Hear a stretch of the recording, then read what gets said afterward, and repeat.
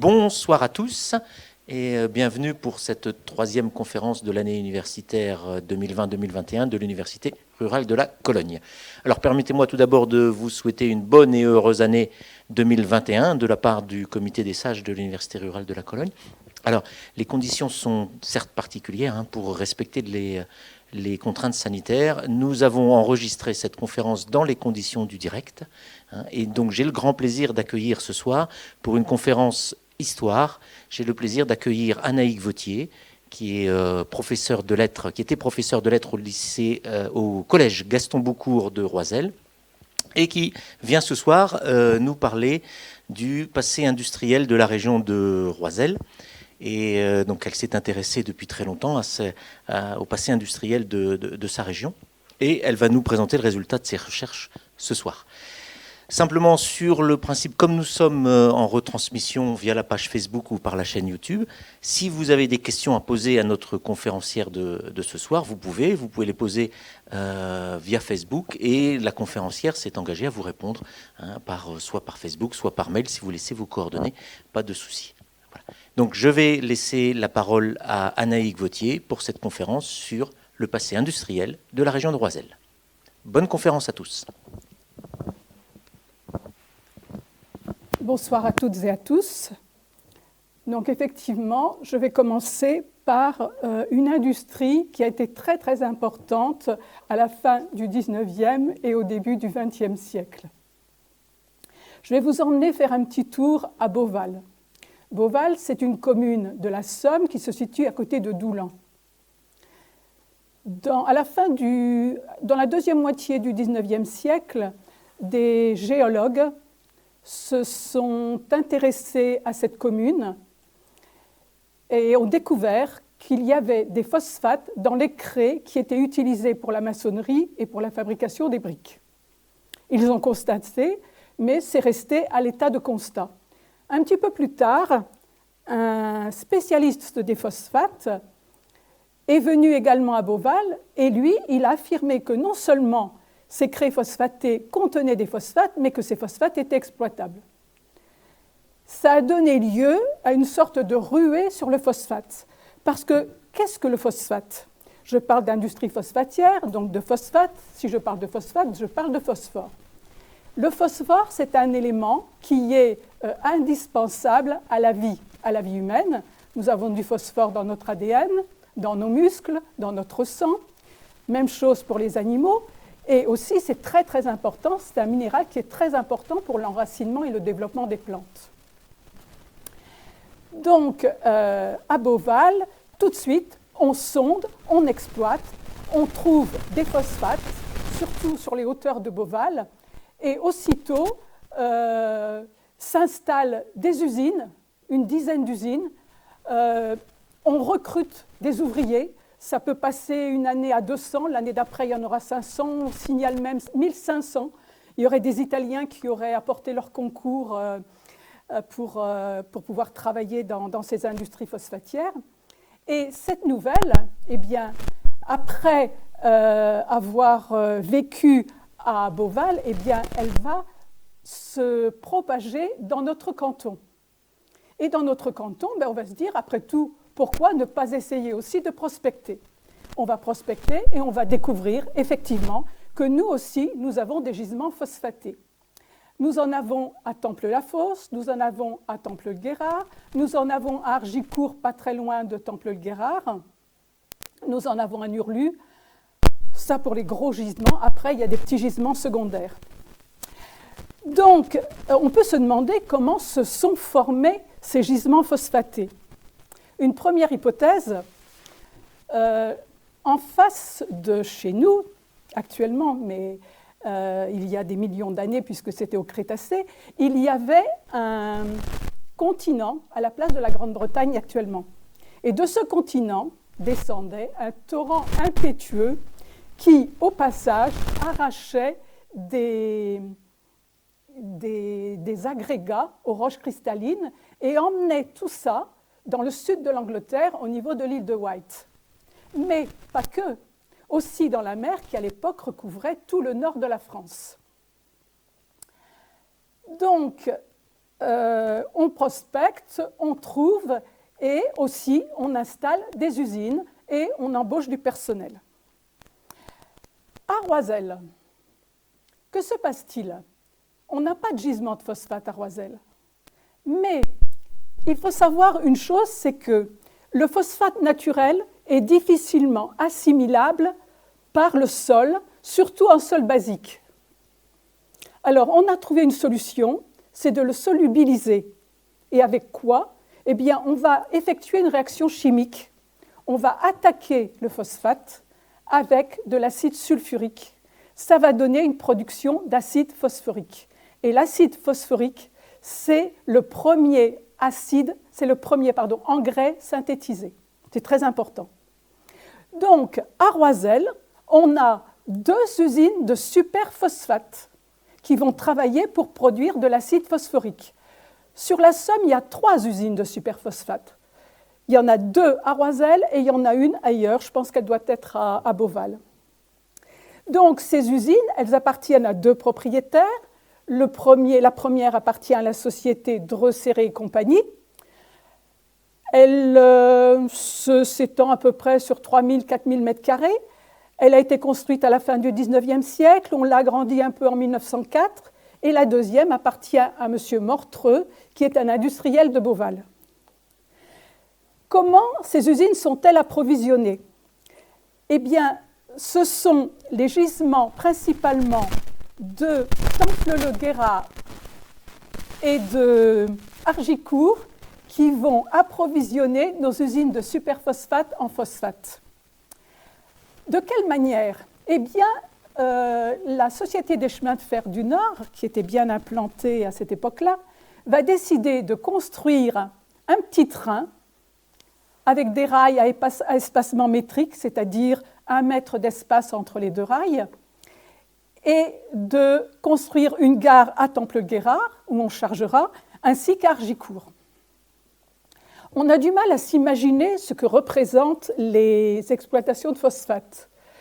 Il y a un marcheur, un randonneur, qui a été missionné par un éditeur pour se promener dans la région, à l'époque, en 1900 à peu près. Et quand il arrive à Beauval, il dit qu'il a l'impression d'être soit en Californie, soit en Australie, au moment où on fait l'exploitation des gisements aurifères. Tellement les paysages sont extraordinairement bouleversés. Donc, ces 2 sociétés de superphosphate fonctionnent correctement jusqu'à la guerre 14-18. En 1917, donc la guerre arrive, en 1917, 2 militaires et politiques allemands se déplacent dans notre région et décident d'installer une zone de no man's land entre le front et l'arrière du front sur quelques dizaines de kilomètres. Pour quelle raison? Simplement, ils commencent à sentir le vent tourner et ils veulent empêcher l'avancée des Alliés et surtout les empêcher de trouver un abri et de se nourrir. Donc, ils vont procéder à une destruction systématique des communes, les bâtiments publics, les maisons particulières et les industries. Donc, les usines de superphosphate vont être complètement détruites. En 1920, à la sortie de la guerre, on procède à la reconstitution industrielle. Messieurs Dreux-Serré et Mortreux décident de fusionner et de créer la société Picarde de superphosphate et d'engrais. Ça va durer 4 ans. Au bout de 4 ans, ils vont s'associer à la Société des engrais de Roubaix. Le siège social va se déplacer à Roubaix et va fonctionner quelque temps comme ainsi. Puis, ce sera M. Pierre Linné, un industriel d'Aubervilliers, qui va racheter l'usine des engrais de Roiselle. Excusez-moi, j'ai oublié de mettre mes documents.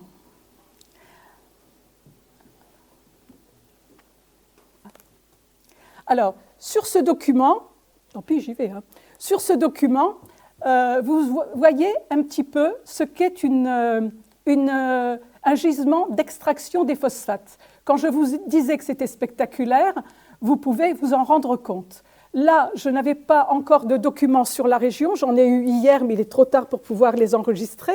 Et donc, je vous ai mis une extraction de phosphate à Monceau-le-Neuf dans l'Aisne. Ici, nous avons les usines de phosphate de Roiselle. Donc, on n'en voit qu'une. Elles étaient établies donc, au niveau de la gare, à peu près, dans la rue Théodore-Barré, de part et d'autre.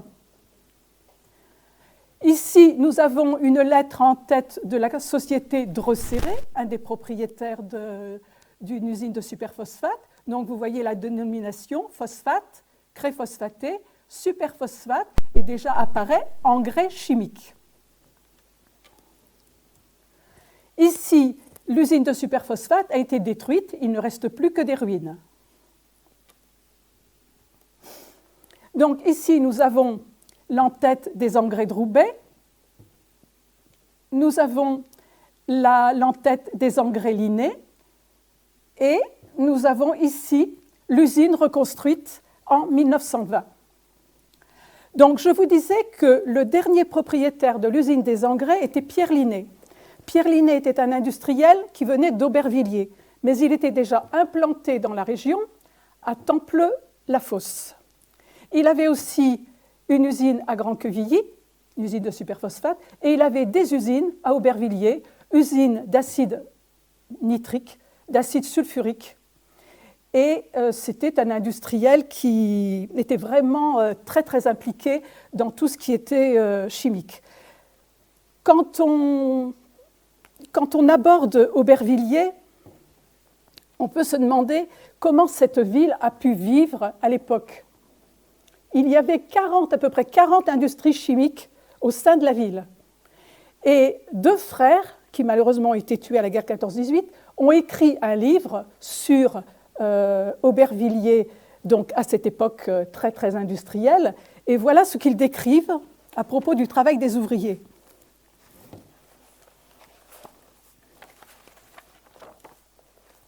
Selon le vent, la fumée jaune de l'usine des produits chimiques noie les habitations ouvrières, asphyxie les bêtes, les humains, tue les plantes. À la fabrique des engrais, les fosses où l'on mélange le phosphate à l'acide sulfurique dégagent des vapeurs qui brûlent les poumons des travailleurs. Tout ça pour vous parler un petit peu des conditions de travail, certainement des ouvriers dans ces usines chimiques, et pour vous dire qu'à Roiselle, eh bien, on s'est très rapidement plaint justement des nuisances polluantes de cette usine à engrais. Je vous passe un document où on voit les actionnaires de la Société des engrais de Roubaix qui sont rassemblés. Je n'en reconnais qu'un seul.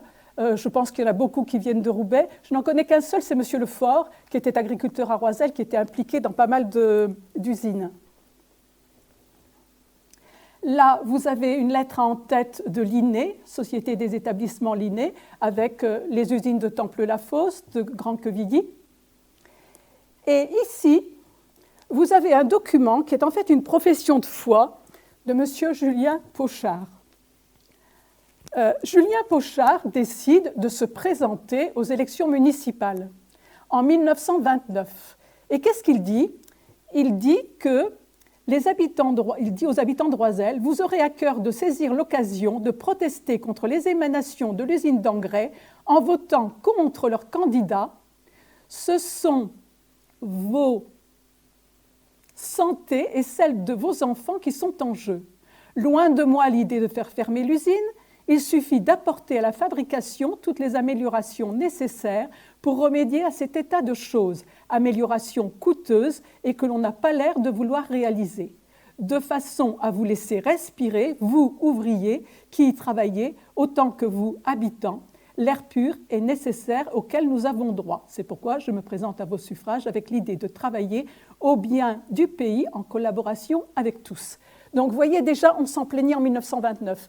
Et ça a continué jusqu'en 1973. Les plaintes ont été incessantes. Moi, quand je suis arrivée à Roiselle, j'avais 11 ans. Je me souviens de ces fumées jaunes qui sortaient des cheminées et qui faisaient tousser les enfants, les vieillards, et qui faisaient mourir les plantes.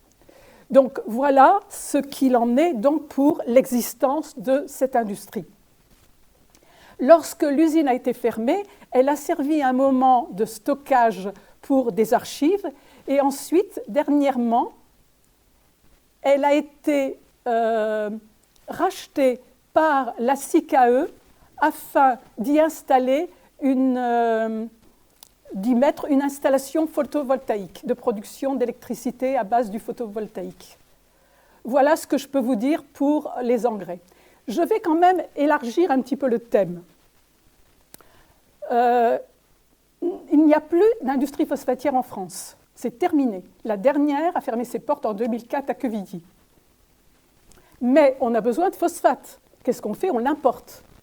Il faut savoir que parallèlement à nos découvertes, à la fin du XIXe siècle, on a découvert des gisements importants de phosphate au Maroc et en Tunisie. Et donc, déjà, avant 1918, on savait que les phosphates de nos régions étaient en concurrence avec ces régions-là, qui importaient déjà en France. Ensuite, les phosphates de Roiselle étaient achetés par des sociétés belges ou des sociétés anglaises. Or, en Belgique, un tout petit peu après nous, on a découvert des gisements de phosphate. Donc, on n'est plus venu acheter les phosphates en France. Et tout ça a contribué à la fermeture de cette usine et à la disparition de l'industrie phosphatière. Voilà pour ce qui est des phosphates. Alors maintenant, je vais aborder un autre sujet, c'est la sucrerie de Roiselle. Alors, avant d'aborder la sucrerie de Roiselle, je vais d'abord vous parler il faut d'abord que je retrouve mes papiers.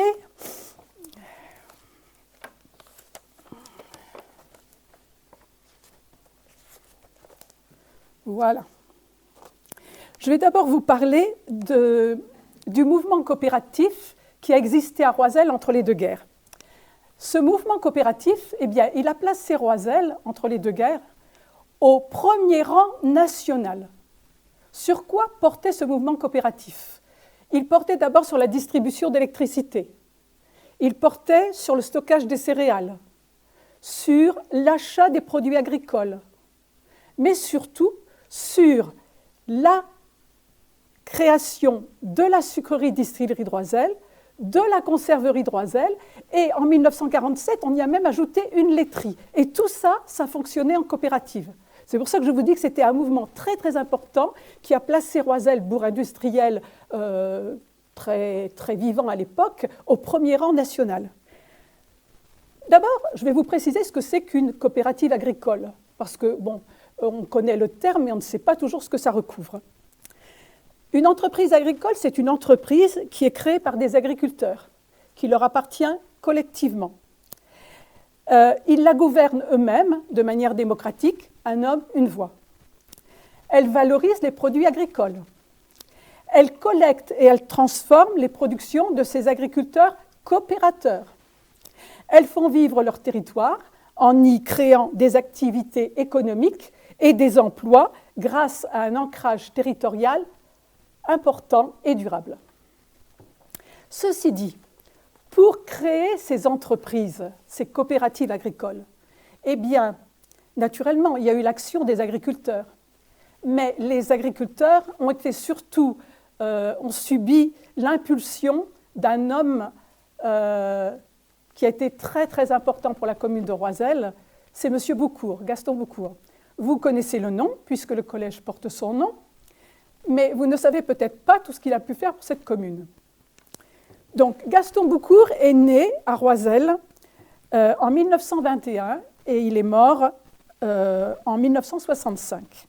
Pardon, je me trompe, il est né en 1886 et il est mort en 1965. Il a été élu maire de Roiselle à l'âge de 25 ans, en 1921. Il a été maire jusqu'en 1936. Donc, si vous regardez bien, ça veut dire qu'il a couvert, en tant que maire, il a couvert toute la période de la reconstruction. La reconstruction s'est arrêtée à peu près dans les années 36. Non seulement il était maire, donc il a eu énormément de travail à cette époque-là, mais il était aussi président d'une société, d'une coopérative de reconstruction. Donc, il avait autour de lui, naturellement, des artisans, des charpentiers, des maçons, toutes sortes d'artisans. Et il devait aussi veiller à ce que les constructions s'organisent normalement comme ça devait l'être. Et donc, sa tâche a été rude dès le départ. Et déjà, avant d'être maire, il avait cette tâche importante de reconstruction. Et il a été président du conseil d'arrondissement de 1925 à 1928. Ensuite, il a été conseiller général de la Somme de 1928 à 1940, pendant 12 ans. Donc, dès 1919, il a eu une carrière débordante d'activités. Au cours de sa vie laborieuse, il a créé sur ses propres terres des activités industrielles pour lesquelles il a toujours œuvré bénévolement, négligeant même parfois ses affaires personnelles. Et souvent, il a payé les options qu'il avait prises de ses propres deniers. C'est lui donc qui a insufflé aux autres cultivateurs, aux autres agriculteurs, cet esprit coopératif afin de créer à Roiselle des industries qui seront bénéfiques aussi bien aux agriculteurs qu'aux ouvriers qui trouveront du travail sur place.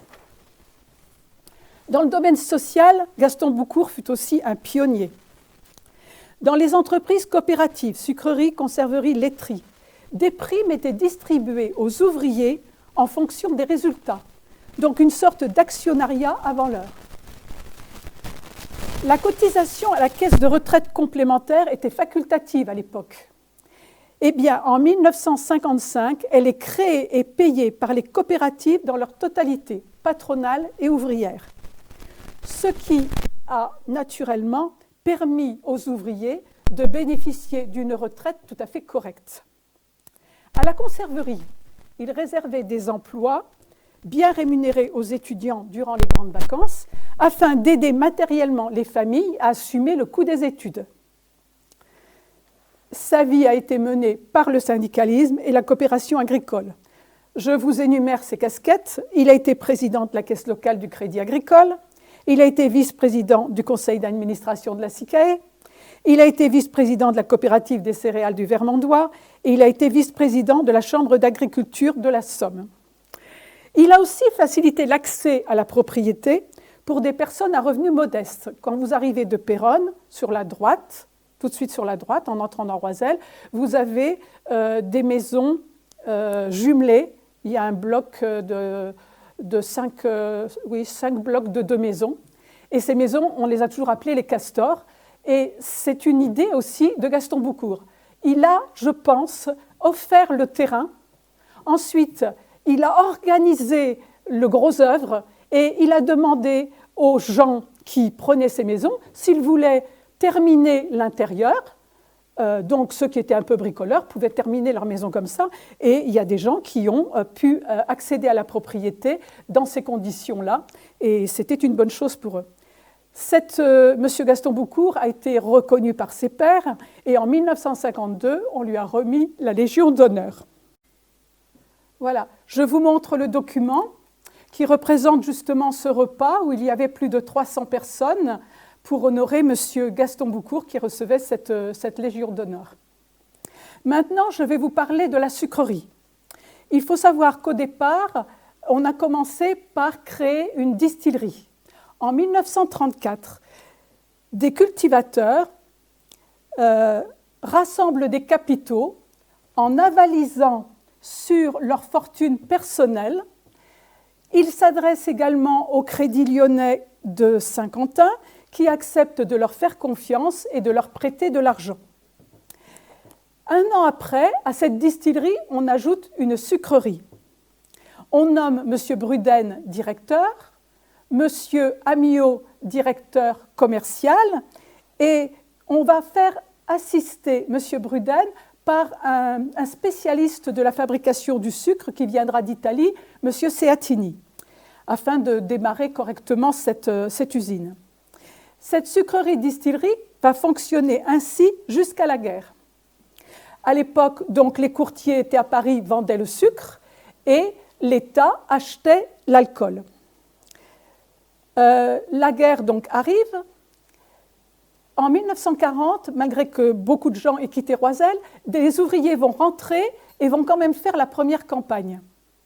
Et ensuite, les Allemands vont mettre la main, naturellement, sur la sucrerie pour pouvoir envoyer l'alcool et le sucre en Allemagne, comme ils faisaient dans toutes les industries.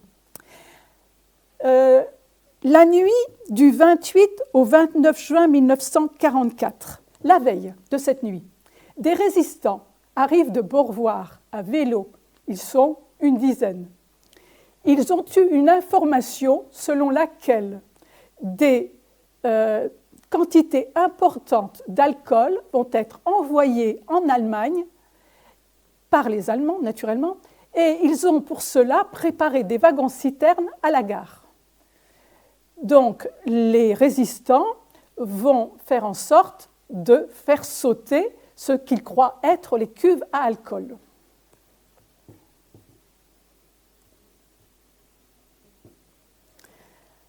Dans un premier temps, ils vont se tromper. La première nuit, ils vont se tromper. Au lieu de mettre les explosifs sous les cuves à alcool, ils vont les mettre sous les cuves à mélasse. La cuve à mélasse va sauter et la mélasse va se répartir dans les rues de Roisel. Il y a une délicieuse odeur de caramel qui va flotter dans la commune. Le lendemain, naturellement, les Allemands arrivent, convoquent M. Bruden, M. Amiot, M. Boucourt, et leur enjoignent de désigner 3 ouvriers de la sucrerie pour assurer le gardiennage de la sucrerie la nuit d'après. Donc on désigne M. Jean Détavre, M. Antonio da Silva, et puis un troisième ouvrier. Et le lendemain, la nuit suivante, eh bien, les résistants reviennent. Et cette fois-ci, ils ne se trompent pas, ils mettent bien les explosifs sous la cuve à alcool. Ou les cuves à alcool, je ne sais pas. Il y avait vraiment une quantité importante d'alcool. Moi, on m'a dit 800 millilitres, ça me semble énorme, donc je dirais une quantité importante d'alcool. L'alcool va s'enflammer, naturellement, mais l'incendie va se propager à toute la sucrerie. Alors, voici des photos de l'incendie de la sucrerie et puis de ce qui reste après l'incendie. Alors, ces photos ont été réalisées par un monsieur de Roisel qui s'appelait Serge Villain, qui à l'époque était quelqu'un qui était assez curieux et qui avait déjà un appareil photo assez perfectionné. Et c'est lui qui a réalisé ces photos. Et j'ai eu l'occasion de les obtenir de sa fille, parce que sa fille débarrassait la maison de ses parents. Je lui avais donné un coup de main. Et quand elle est tombée sur ces photos, elle m'a dit « Si tu les veux, Anaïk, moi, j'en ferai rien. » Donc, j'étais bien contente de récupérer ces documents. Voilà. Et si vous avez des souvenirs, Serge Villain, par la suite, a été commerçant en électroménager. Il habitait à la place de M. Chambellan, de l'habitation de M. Chambellan. Et c'est quelqu'un qui était très avant-gardiste, qui aimait l'art, qui s'est construit une maison déjà très moderne pour l'époque. C'était quelqu'un de très intéressant. Donc voilà, notre sucrerie qui est détruite, naturellement, au sortir de la... Oui, le lendemain, les Allemands sont arrivés avec la Gestapo.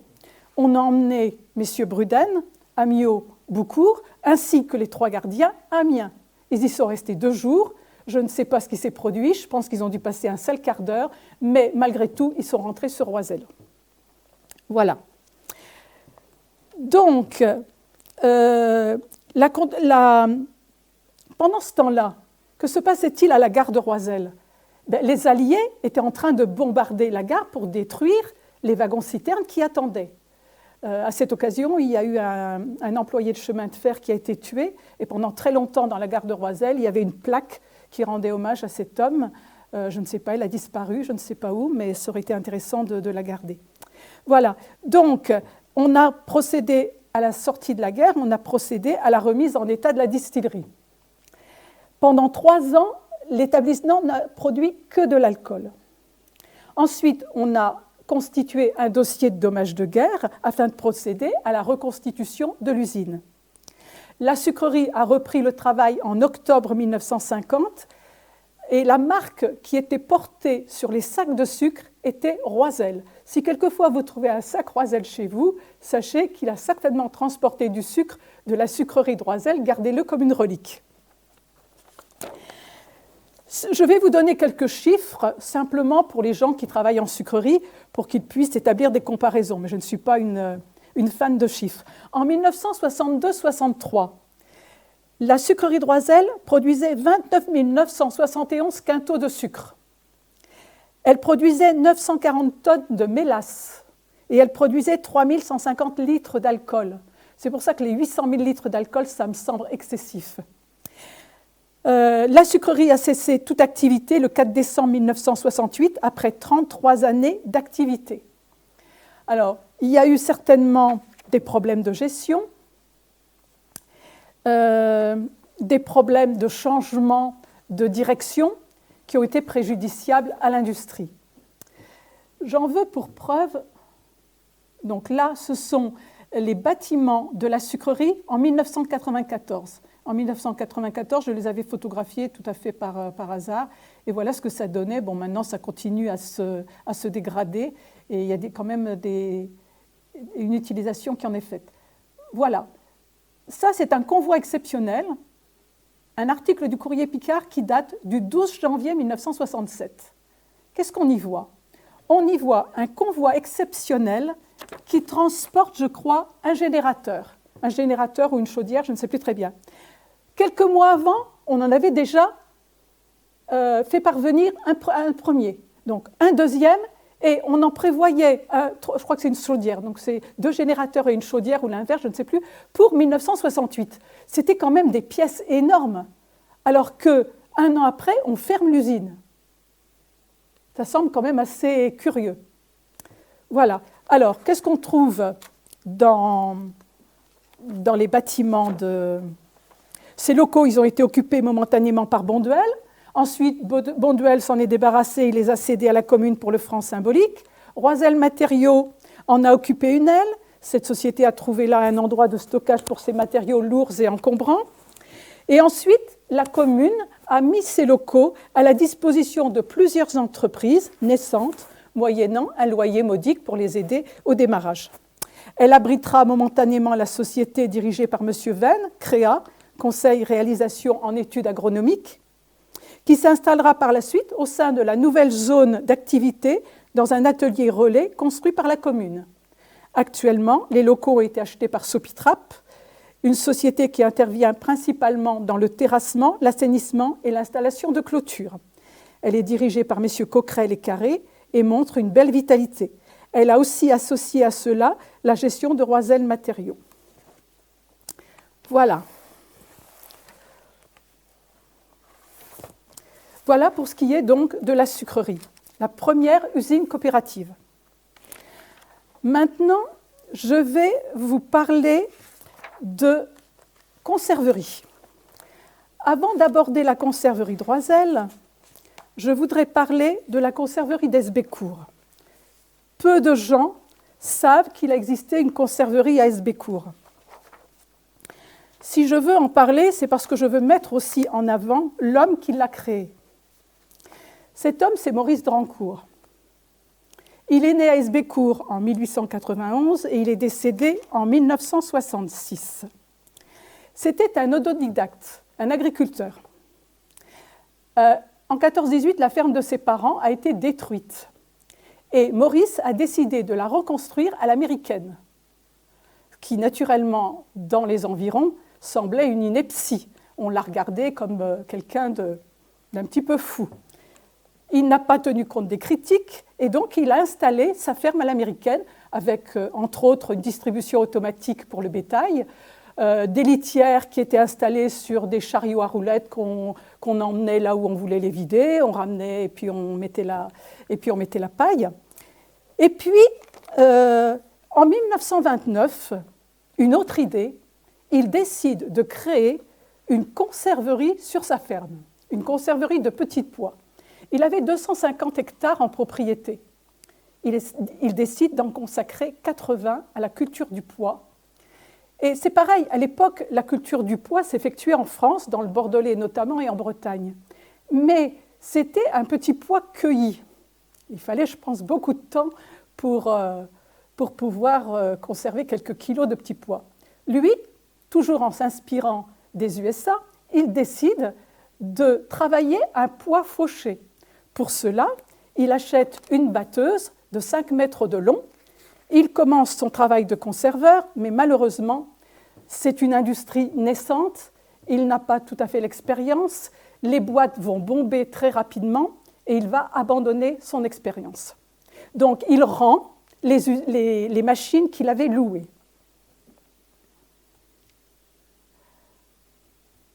Alors, voilà sur ces photos, à droite, vous avez M. Drancourt. À gauche, vous avez M. Varret, vous verrez après qui c'est. Et ensuite, en bas, à droite, vous avez M. Gros et vous avez l'intérieur de l'usine d'Hesbécourt. Donc, vous voyez que c'était une usine qui était déjà bien munie de machines importantes et de machines modernes. Donc, en 1933, eh bien, il décide de récidiver et à nouveau, il va rechercher les machines qu'il avait louées. Il les avait louées à Boulogne-sur-Mer, chez Tillette. C'est une entreprise de fabrication de boîtes vides qui, par la suite, a été rachetée par Carnot. Donc, il utilise les machines de 1929. Il utilise aussi des petites sertisseuses manuelles, ce qu'on n'utilisait pas à l'époque. Et la campagne de 1933 se déroule correctement.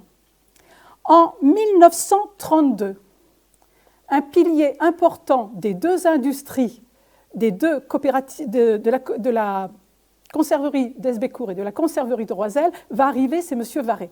Il arrive dans cette conserverie comme stagiaire agricole. Il partagera sa vie professionnelle entre la conserverie d'Hesbécourt et la conserverie de Roiselle, où il sera par la suite le bras droit de M. Gros, le directeur. C'est pour ça que je vous dis que cette conserverie, elle est importante, parce que de cette conserverie va découler la conserverie de Roiselle. En 1934, la production de la campagne fut encourageante. Le chef de fabrication précédent s'en va et arrive alors mon papa, M. Vautier-Georges, qui arrive de sa Bretagne pour assurer le poste laissé libre. Il y restera 2 ans et à son départ, M. Drancourt proposera à M. Gros le poste de chef de fabrication. Afin de pallier son inexpérience dans ce domaine, M. Gros lui adjoint l'aide d'un de ses amis à la retraite, M. Prieur. C'est donc à partir de 1935 que M. Gros assure la responsabilité de chef de fabrication. Hors saison, il était magasinier. La saison ne dure pas longtemps, surtout une saison de pois, c'est très rapide. Dans la société, M. Drancourt était assisté de Mme Drancourt, son épouse, qui était une ancienne institutrice et qui s'occupait de la comptabilité. En 1935, M. Varret part sous les drapeaux. À ce moment-là, M. Drancourt se rend compte qu'il ne peut pas continuer à produire des pois dans les conditions de culture qui sont les siennes. Il éprouve alors le besoin de s'agrandir et il crée l'association Drancourt et compagnie en demandant l'aide de M. Busigny de Nobécourt, M. Lefort de Roiselle, M. Capel de Saint-Épilie et M. Roger Hoquet de Temple-le-Guérard. L'association avait également embauché un homme d'affaires de Cambrai, surnommé à Hesbécourt M. Capital. Donc cette association va porter le nom de Drancourt et compagnie. Le problème, c'est que pour aller battre les pois de ses associés, il faut des machines. Donc, il va fabriquer des batteuses sur roues. C'est quelqu'un de très astucieux, très ingénieux. Il va récupérer des châssis de camions Packard. Les camions Packard sont des camions américains. Pendant la guerre 14-18, les Américains en avaient fabriqué 5000 et ils en avaient envoyé beaucoup en Europe. Donc lui, il va récupérer les châssis de camions Packard et il va installer ses batteuses dessus pour aller battre les pois chez ses associés. Quant à lui, il va garder une batteuse fixe. Ensuite, il faut ramasser les pois dans les champs. Donc, il fait transformer des camionnettes de marque Lorraine Dietrich en camionnettes à plateau. Il enlève tout ce qui est derrière qui le gêne, il en fait des plateaux. En 1940, lors de la débâcle, le monsieur qu'on appelait monsieur Capital, grand-père Capital, fait ramasser toutes les conserves des magasins d'Hesbécourt et il les fait transporter à Lyon. Et à ce moment-là, M. Drancourt, qui est officier dans le génie, rejoint les troupes françaises. Je ne vais pas vous parler de la carrière militaire entière de M. Drancourt, je vais simplement vous en donner quelques extraits. Maurice Drancourt a fait une carrière exemplaire lors de la Première Guerre mondiale en tant que sous-lieutenant, où il a obtenu la médaille militaire et a été cité 2 fois à l'Ordre de la Nation. Le 28 décembre 1938, il est fait chevalier de la Légion d'honneur. En 1939, il laisse sa ferme, sa conserverie et sa famille pour se consacrer sans relâche au combat contre l'envahisseur, d'abord comme capitaine, puis dans la résistance dès 1940. Le 26 décembre 1941, il vend sa conserverie à la conserverie de Roiselle. Je vais vous dire, si vous voulez en savoir plus sur cet homme-là, allez sur Internet et tapez Maurice Drancourt, parce que je ne peux pas tout vous dire. Je vais simplement vous lire ce que De Gaulle disait de lui. Officier d'une haute valeur morale et n'ayant jamais accepté l'armistice, il a rejoint les rangs de l'armée secrète en août 1942. Adjoint à un chef régional, il s'est dépensé sans compter pour organiser les départements côtiers, circulant sans cesse avec des documents compromettants, assurant des parachutages, transportant des armes avec un mépris absolu du danger. En novembre 1943, il échappe de peu à la Gestapo, dès lors impitoyablement traqué, avec une abnégation totale, il continue son travail, bien que frappé dans ses affections les plus chères. Gravement malade, il quitte sur ordre la région, mais en août 1944, il prend une part active à la libération du pays. Paris, 26 avril 1945, signé De Gaulle. Le 19 juillet 1947, Maurice Drancourt est promu à titre définitif commandant FFI par Paul Ramadier, président du Conseil. Voilà. Voilà pour ce qui est de Maurice Drancourt. Donc, il a vendu son entreprise de conserverie à la coopérative de Roiselle. Alors, quand on vend une conserverie, quand on vend une entreprise, souvent on vend la marque après, parce qu'il est important d'avoir une marque industrielle, et il faut l'acheter, cette marque, et il faut qu'elle soit déposée. Donc, Maurice avait une marque qui était la marque Petit Pois des Connaisseurs. Lui-même l'avait achetée à Xavier Martin du Mans, et il l'a revendue à Roiselle. Donc là, sur ce document, je vous présente quelques reliques. Vous avez une étiquette où l'on voit bien écrit « Jardinière de légumes des Connaisseurs », la marque de M. Drancourt des Connaisseurs lorsqu'elle a été déposée juste au-dessus, et vous avez en bas à gauche, vous avez un carton de la coopérative agricole de conserverie de Roiselle. Et sur la droite, vous avez l'en-tête des lettres « Conserverie de Roiselle » avec le slogan « Petit pois de Roiselle, le roi des petits pois », avec un petit pois au milieu et une couronne. Voilà. Donc, cette société coopérative agricole de conserverie de la région de Roiselle, qu'on appellera la SCARCRE, aura comme président M. Boucourt, comme président fondateur, et il sera président jusqu'au 17 décembre 1964. Quand je vous disais que la conserverie de Roiselle découlait de la conserverie d'Hesbécourt, vous comprenez bien qu'on a transféré des hommes, on a transféré une marque et on a revendu le matériel. Donc, il est indispensable de dire que Roiselle découle d'Hesbécourt. Monsieur Hubert Gros, donc, qui faisait partie de l'équipe de M. Drancourt en tant que chef de fabrication, prend la direction de l'usine, de sa fondation, jusqu'à sa retraite en 1966. Monsieur Horace Varret, qui fut son bras droit à partir de 1946, lui restera aussi à ses côtés jusqu'à sa retraite. L'usine a tourné en 1942-43. En 1944, il n'y a pas eu de fabrication. Les pois ont été récoltés, mais envoyés aux Halles de Paris. On peut dire que jusqu'en 1954, la conserverie a continué à fonctionner avec le matériel Drancourt. Mais il faut noter néanmoins l'achat d'un 4e groupe de batteuses de marque Triboulois et Mater, des batteuses neuves. En 1942, au départ, on a aussi acheté une nouvelle chaudière pour fournir de la vapeur. Donc là, je vous montre une vue générale. Je pense que cette vue générale est prise du terrain de football. Et puis, en dessous, une vue qui focalise plus sur les batteuses, les engreneurs. Voilà. Vous voyez la cheminée et vous voyez quand même que c'était un bâtiment assez important. Alors là, j'ai quelques vues de l'intérieur de l'usine qui m'avaient été fournies par M. Varret à l'époque. Pour ceux qui ont travaillé en conserverie, c'est parlant. Moi, je reconnais des cribles, je reconnais des autoclaves, je reconnais des blancheurs, entre autres. Au milieu, là en haut, je vois les batteuses, le poste d'engrenage, et on voit les petits pois à terre qui sont étalés pour ne pas fermenter. Voilà. Et aussi à droite, vous voyez le magasin dans lequel on stockait les cartons.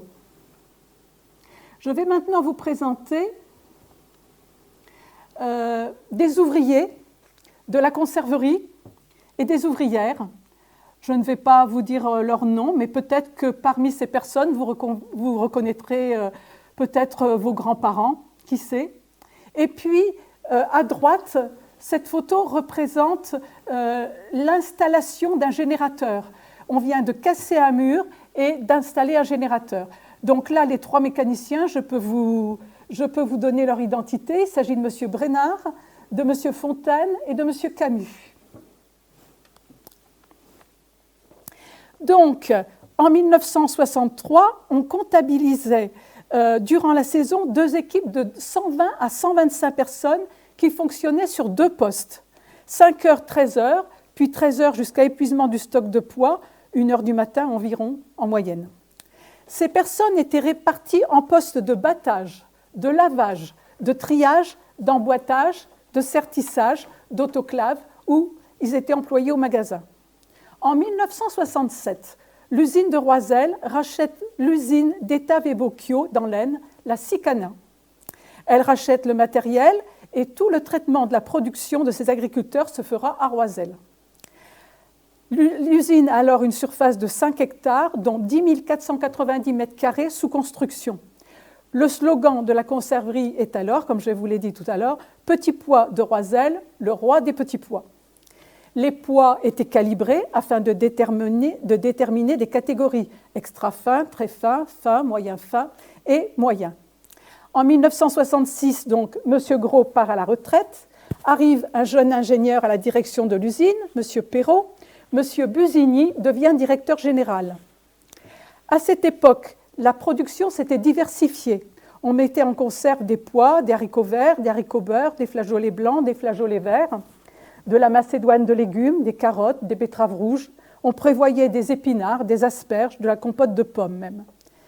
La marque des connaisseurs a été enrichie parce qu'on voit apparaître par la suite des Sans Soucis et les Merveilles de Roisel. Mais je n'en sais pas plus concernant l'adjonction de ces marques. Les difficultés arrivent à partir de 1970. On décide alors de regrouper les conserveries de Roisel, d'Étrécourt-Manancourt, qui était établie dans l'ancienne râperie, et de Marchais-le-Pot. La conserverie de Marchais-le-Pot était déjà très peu viable. Ce regroupement portera le nom de Sika Unagro, du nom de la conserverie d'Étrécourt. Le président sera M. Renard, le directeur général M. Richard et le directeur du site d'Étrécourt M. Delzon. La décision de transformer immédiatement l'usine de Marchais-le-Pot fut une grave erreur car elle provoqua un découvert de plusieurs millions de francs et obligea à songer à la vente de la conserverie. À sa reprise par Unagro, l'unité de production de Marchais-le-Pot était équipée de matériel obsolète datant de l'après-guerre. Une estimation erronée de l'outil de travail a faussé sa valeur, obligeant le repreneur à réaliser d'importants travaux qui ont contribué à la mise en difficulté d'Unagro et à sa reprise prématurée par Monduel. Unagro a donc fonctionné de 1970 à 1973. Au moment de la vente, la direction des magasins Coop avait proposé d'acheter une agro pour installer une conserverie de plats cuisinés, mais elle refusa d'éponger la dette.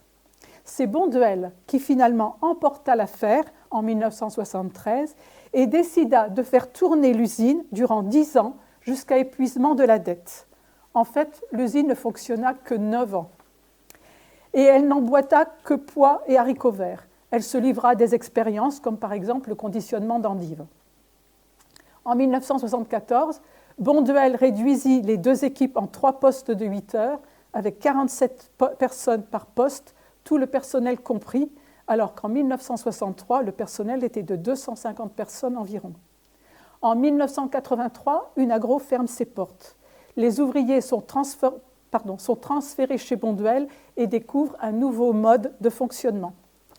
Les locaux, par la suite, abriteront, entre autres, la société Le Marchand ébénisterie Picarde, RMS, Rénovation Matériel Service, qui œuvrait pour la restauration des palettes en bois, et Roisel Recyclage, la société de M. Glacé. Les locaux ont été récemment vendus à une entreprise de transport de la région. Donc voici pour l'histoire de la conserverie de Roisel. Je tiens à remercier M. Coquette, Jean-Pierre Coquette d'Étrécourt-Manancourt pour tous les renseignements qu'il m'a fournis à propos d'une agro, et puis aussi toutes les personnes qui ne sont plus là maintenant, mais qui m'ont aidé en 90 lors de mes recherches, particulièrement M. Varret. Je vous remercie de votre attention et je vous dis à la prochaine. Merci beaucoup Anaïk, conférence très, très intéressante. Je ne sais pas pour vous, mais moi j'ai appris des tas de choses. C'était vraiment passionnant Anaïk, de tout ce que vous nous avez appris sur l'industrie locale.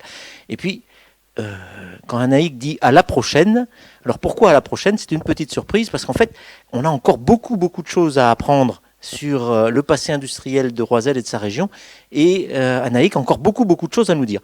Alors, comme elle a encore beaucoup de choses à nous dire, et que nous, on a encore soif d'apprendre et de découvrir, eh ben, on prévoit une deuxième partie, une seconde séance, où Anaïk Vauthier nous parlera de l'histoire d'un bâtiment industriel à Roisel, du 19e siècle jusqu'au 20e siècle, et qui a abrité une blanchisserie, une caoutchouterie, une faïencerie et l'usine Matifa. Et donc, ça fera l'objet de notre prochaine conférence, qui sera très certainement toujours enregistrée sur notre page Facebook Université rurale de la Cologne et sur la chaîne Tincourt TV. Et donc, je vous donne rendez-vous pour la prochaine conférence sur le passé industriel de Roisel. Je vous donne rendez-vous le vendredi 19 février à 20h. Bonne soirée à tous et à bientôt.